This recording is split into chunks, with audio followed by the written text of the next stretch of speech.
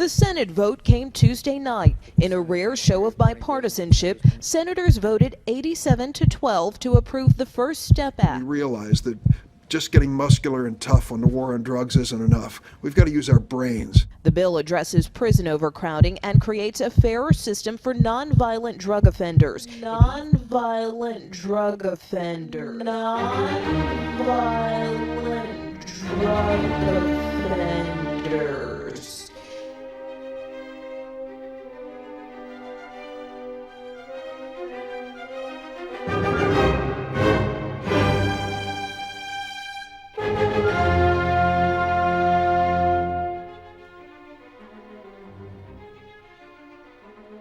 Has, directly impacted African Americans communities in very, very vast, bad ways.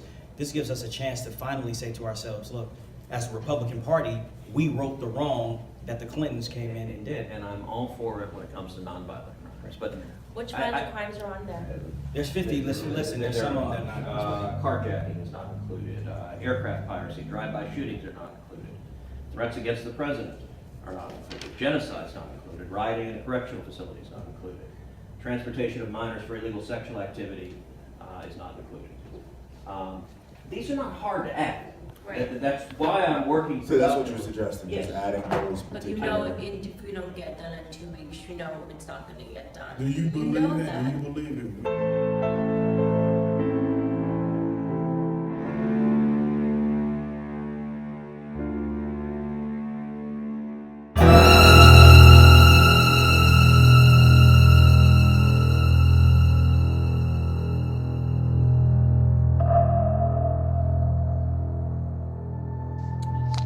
Well, it didn't even take a year, and now what may have been inevitable has finally happened. Someone has died because of this. Joel Francisco was the head of a street gang called the Almighty Latin Kings. He was serving a life sentence for trafficking in narcotics.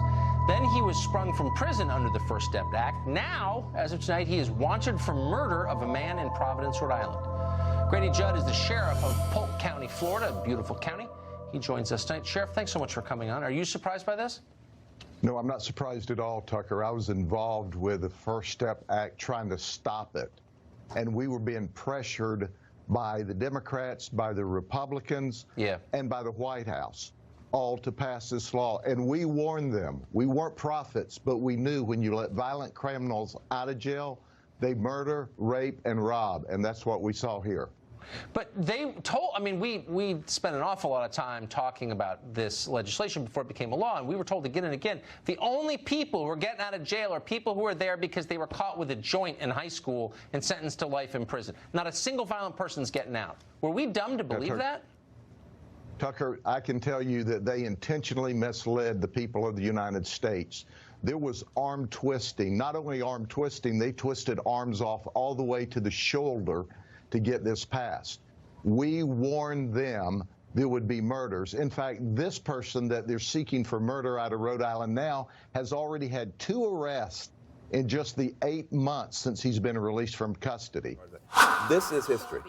This is history. Right now you're witnessing history on the floor of the U.S. Senate. It is a Christmas miracle underway where for the first time in a generation, Republicans and Democrats are arm in arm tonight saying, we are sending too many people to prison. They're coming out bitter and not better. We want to make a tremendous difference. I want to say Hakeem Jeffries on the left, Jared Kushner, and Donald Trump on the right have brought together a coalition like I've never seen. You've got literally the National Association of Manufacturers, Fox News, and Sean Hannity on the same page with Nancy Pelosi, Cory Booker, the ACLU, Cut 50.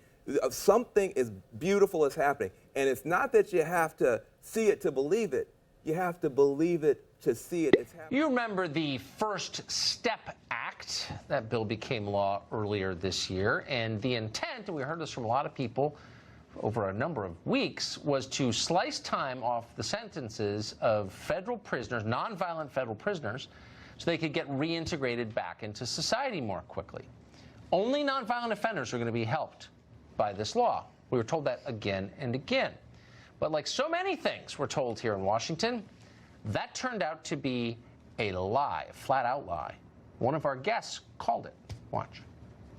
Good intentions sometimes have nothing to do with actual consequences. We were told that this would only allow low-level, non-violent criminals to go free. In the first tranche of prisoners let free, 500 committed weapons or explosive crimes, 250 committed sex crimes. I think there were 60 or 70 that were guilty of homicide or aggravated assault. And those are not low-level, non-violent criminals.